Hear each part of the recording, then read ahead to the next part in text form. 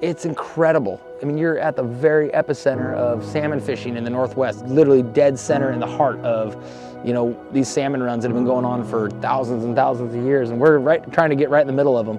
It's a pretty cool place to be, and there's not very many places in the world that are like the Columbia River.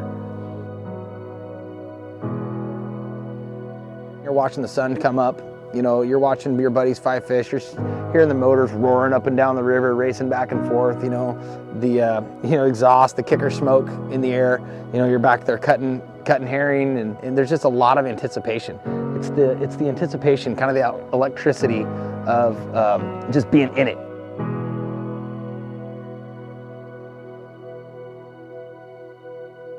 This is some of the best fishing in the world for the best fish that swims, and it's an exciting thing. You got this buzz, and then all of a sudden one of the rods on your boat just buries, and all that excitement that you might have seen in someone else's boat, someone else fighting a fish, boom, you're right there. And it goes from just anticipation to just absolute electricity, like right now, here we go. You want to get that fish, and there's nothing you want in the world more than to get that fish in the net.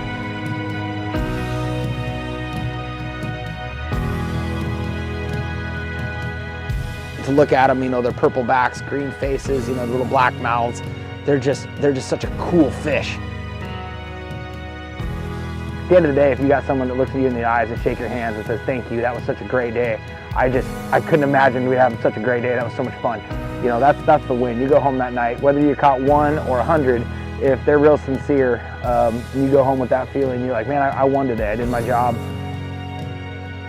There's some memories that happen out there on the water that you'll never forget, things that you couldn't duplicate any other way unless you're on a river somewhere. So that's pretty exciting. That's pretty hard to beat.